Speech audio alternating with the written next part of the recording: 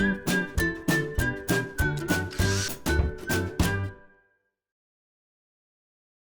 it's Steve. Today we'd like to show you how to change the impeller and seal kit on your dishwasher. It's a really easy job. Let me show you how we do it. Now, to do this repair, you will need to remove the dishwasher from the cabinets. So first thing you'll need to do is to disconnect the power. So locate the electrical panel, turn off the appropriate breaker or remove the appropriate fuses. Next, you'll want to pull off the access panel at the bottom. You need to turn off the inlet water supply, disconnect the drain, and also disconnect the inlet water to the valve behind that access panel. Lastly, you'll want to disconnect the retaining screws for those mounting tabs that secure the dishwasher to the bottom of your cabinets, and then we can pull the dishwasher out or we can do our repair. Now, before we pull the dishwasher out of the cabinets, you'll next want to open up the dishwasher, remove all of the dishes that are in that dishwasher, as well as the bottom rack. Set it aside, and then we'll be able to do the repair. Now, we've turned the dishwasher completely upside down so that it's easier to access the motor assembly. Now, it'll be our next step is to remove that. We'll begin by disconnecting the wire harness. So depress the two locking tabs, one on top and one on the bottom of that harness connector, and pull it out. Then we also need to remove a single retaining bolt on the bottom of that motor. It's a 3/8 hex head on it. So we're going to use a long nut driver. We'll slide in underneath that motor shield and unthread that retaining bolt.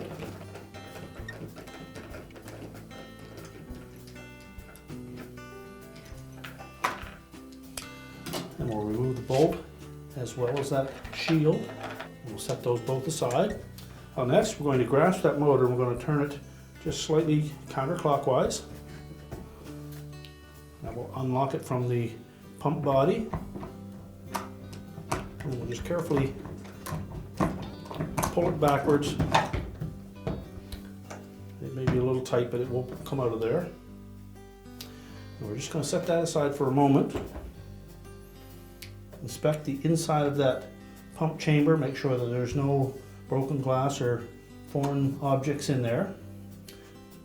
Check the base of that chopper blade, make sure all four legs are intact on that. Now we can remove the old impeller from the motor.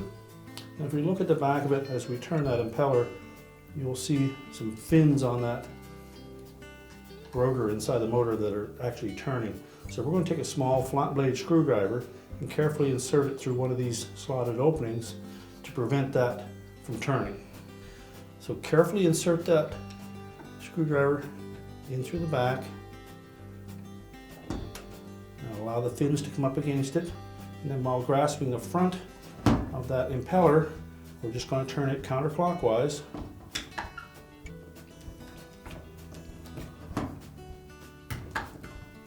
Until it turns free.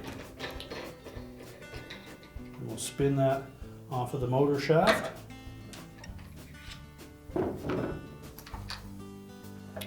Once we've removed the impeller, we can set that aside. Our seal assembly is embedded in this little housing, so we'll simply rotate that to the keyways line up, pull that away from the motor, and then just set the motor aside.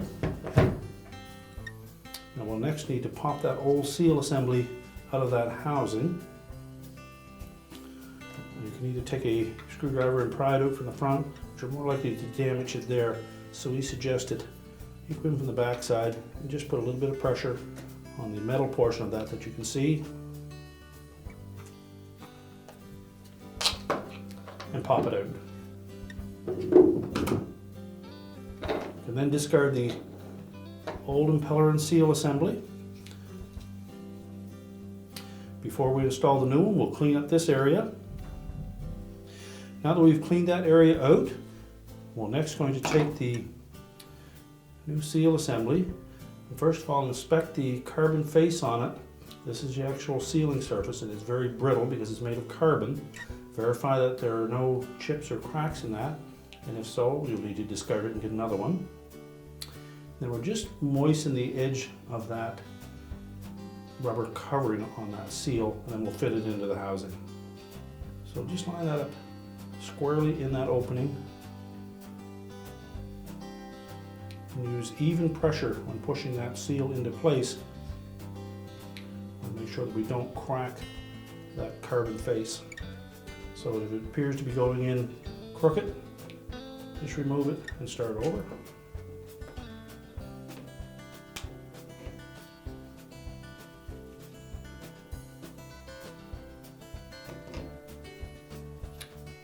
And then inspect it, make sure it's sitting level all the way around. We can now install that portion onto the pump motor. And if you look at the base of that pump motor, you'll see an arrow embossed in that housing. And we're going to line that up with an arrow on the assembly.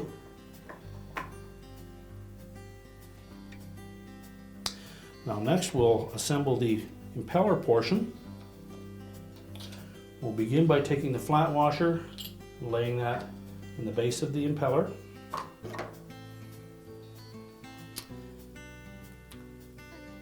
Now there's also a stainless seal surface that fits into that rubber grommet.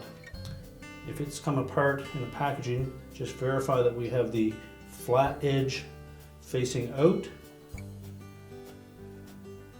Carefully fit it into that rubber bushing, and then we'll set that into the base of the impeller. Again, we need to make sure that it sits nice and flat.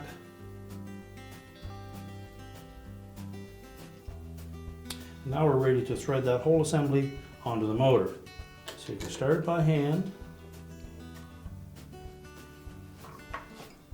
and then we'll rotate that motor around.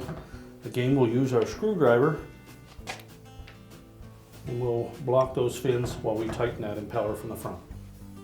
So again, just slide that flat blade screwdriver through the opening in the back, rotate the motor until you come up against those fins.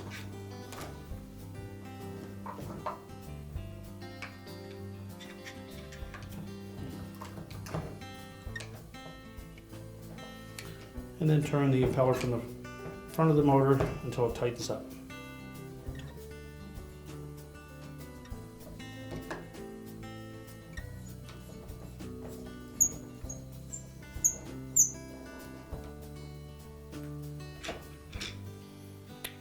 Remove the screwdriver. And now we're ready to put that whole assembly back into the dishwasher.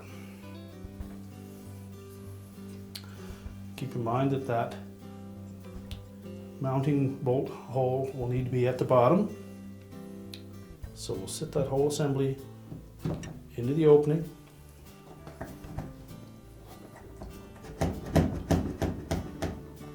Make sure it's flush.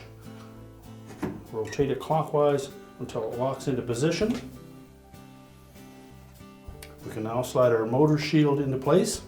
So with the motor shield in place, make sure that the hole through that shield lines up with the hole in the actual motor mount, and carefully slide that mounting bolt all the way through. Line it up with the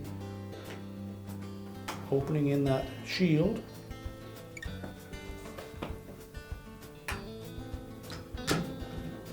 Now once we have that bolt through both pieces, and then tighten it.